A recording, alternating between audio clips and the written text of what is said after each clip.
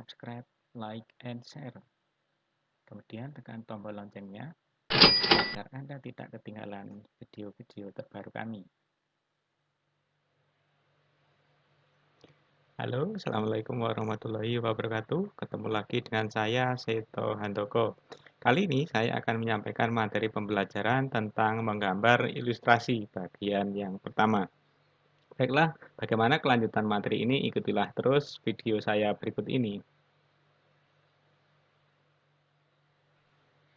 Kata ilustrasi berasal dari kata illustrare, itu bahasa Latin, atau illustrati, itu bahasa Belanda, atau juga illustration, itu berasal dari bahasa Inggris yang artinya menerangkan atau memperjelas.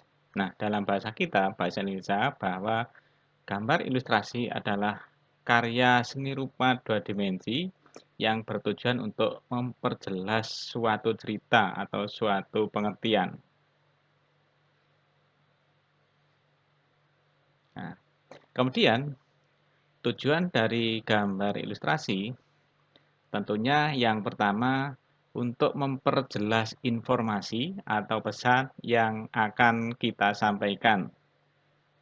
Berikutnya, tujuan yang kedua adalah memberi variasi dalam bahan ajar misalnya, sehingga menjadi lebih menarik, sehingga anak-anak atau peserta didik akan menjadi lebih tertarik, sehingga akan berusaha untuk mempelajari pelajaran-pelajaran yang kita sampaikan, dan dengan gambar ilustrasi itu anak-anak menjadi lebih enjoy, ya, lebih menyenangkan, sehingga materi-materi lebih mudah untuk dicerna.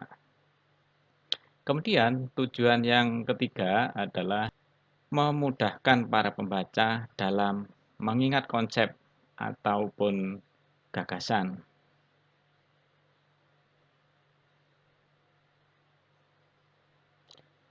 Kemudian yang berikutnya adalah fungsi dari menggambar ilustrasi. Yang pertama, bahwa fungsi menggambar ilustrasi tentunya untuk menarik perhatian, ya.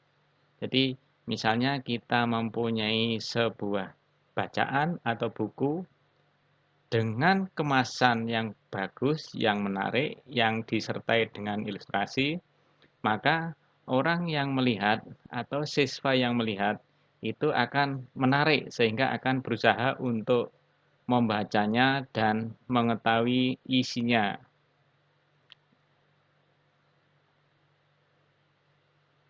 Nah, kemudian fungsi yang berikutnya bahwa menggambar ilustrasi itu fungsinya memudahkan dalam memahami kalimat atau memahami sebuah narasi.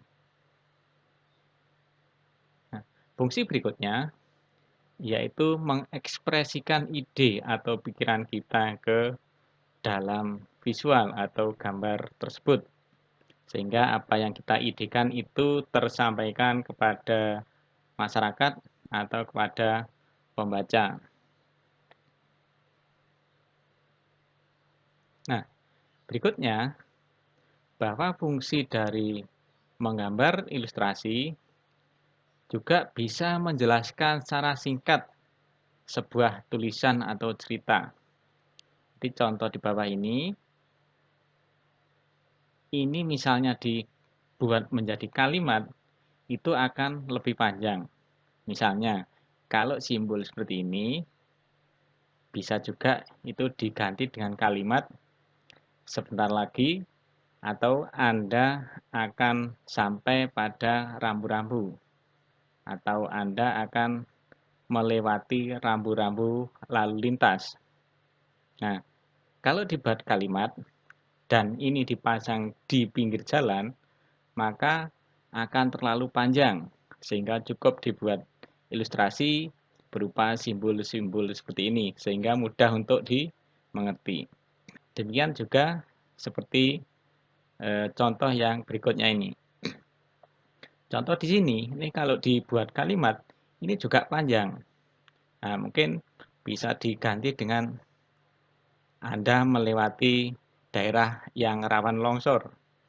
Nah, sehingga kalimat itu akan kurang menarik apabila rambu-rambu itu berupa kalimat. Lebih baik dibuat sebuah ilustrasi yang simpel tetapi mudah dimengerti. Kita lanjutkan ke fungsi berikutnya. Nah, fungsi berikutnya bahwa gambar ilustrasi itu memberi bayangan ya atau gambaran tentang langkah-langkah kerja suatu sistem.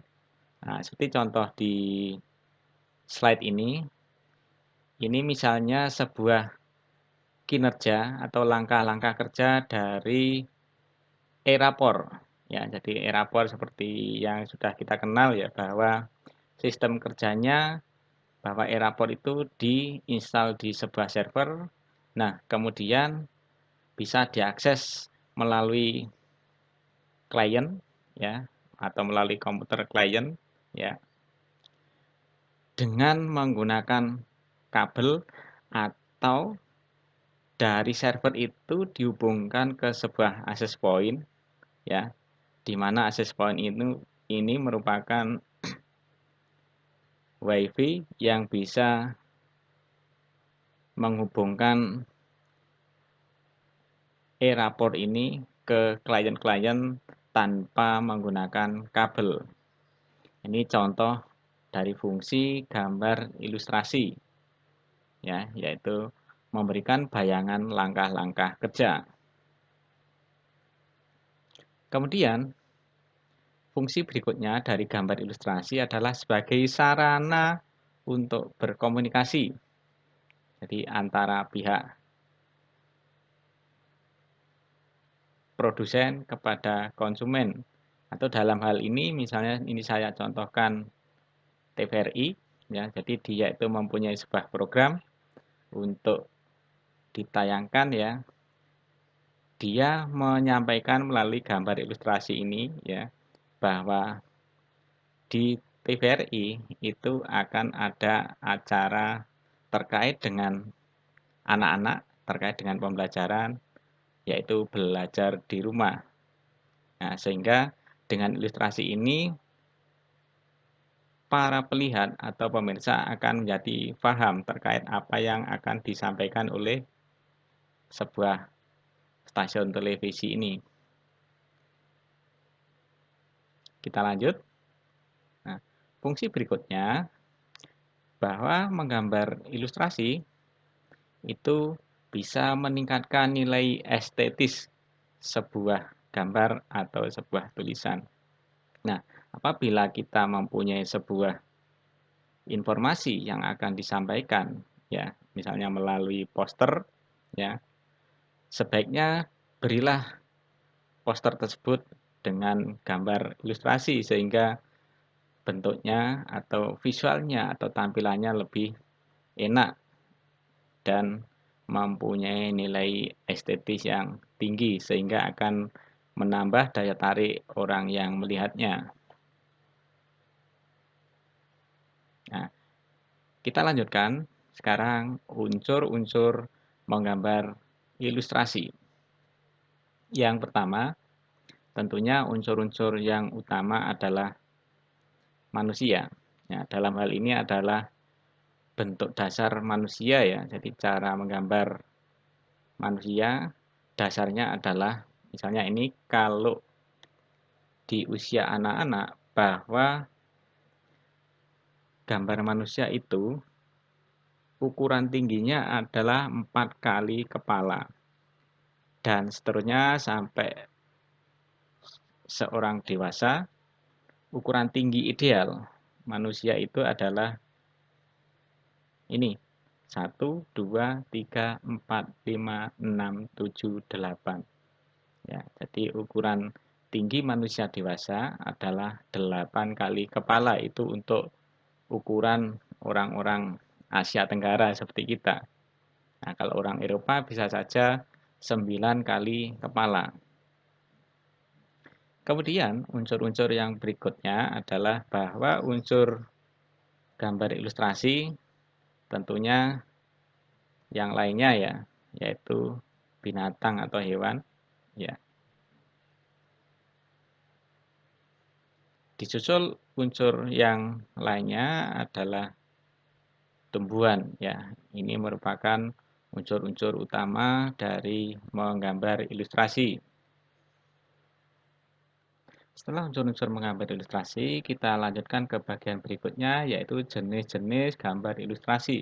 Yang pertama adalah ilustrasi naturalis, yaitu yang mempunyai warna dan bentuk yang sama dengan kondisi yang ada di alam atau sesuai dengan kondisi yang sebenarnya. Jenis ilustrasi berikutnya adalah yang dekoratif, yaitu memiliki fungsi untuk menghiasi sesuatu dengan sebuah bentuk yang disederhanakan atau dilebih-lebihkan dengan corak atau gaya tertentu. Ya, seperti contoh di slide ini ya. Jadi fungsinya untuk hiasan. Kemudian yang berikutnya adalah yang berjenis kartun, yaitu gambar yang lucu dan memiliki daya tarik untuk menghibur ya. Jadi fungsinya untuk hiburan. Kita lanjut.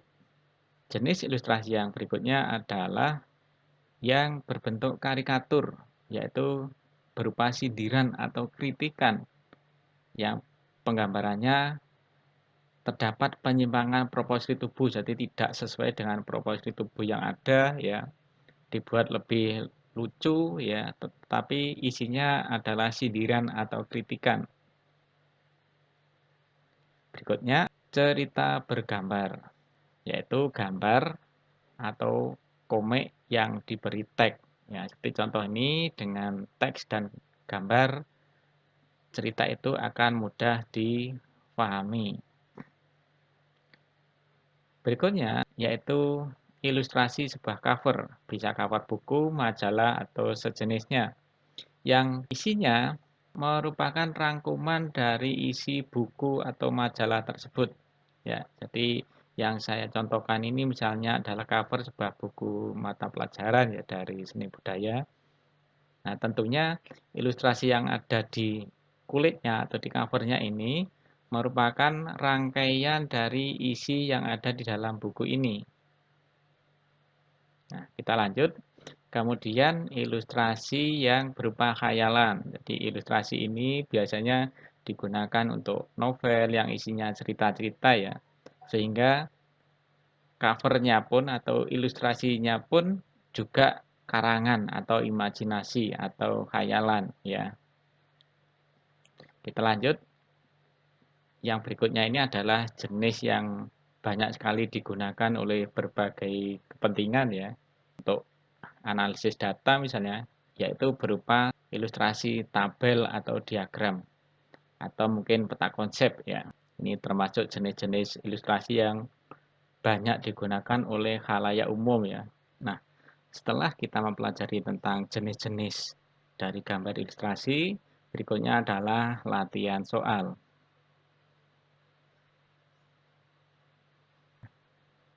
Perhatikan gambar berikut ini.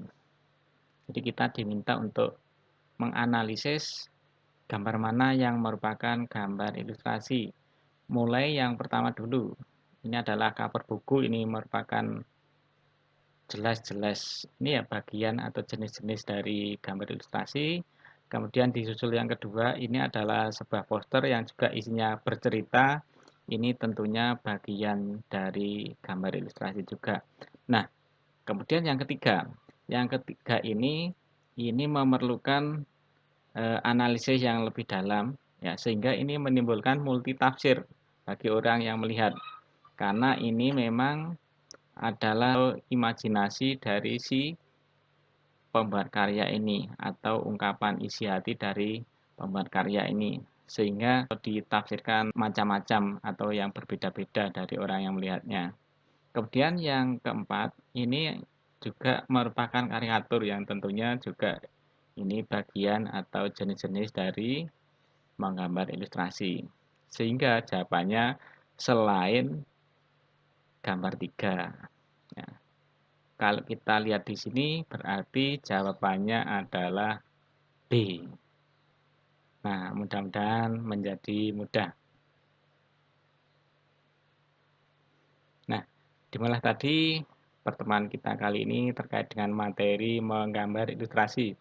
Mudah-mudahan ada guna dan manfaatnya. Jangan lupa subscribe, like, and share, dan tombol loncengnya sehingga Anda tidak tertinggal dengan video-video terbaru kami. Akhir kata, saya Seto Handoko. Wassalamualaikum warahmatullahi wabarakatuh. Terima kasih sudah bersedia menonton video kami. Mudah-mudahan menjadi kebarokan kita semua.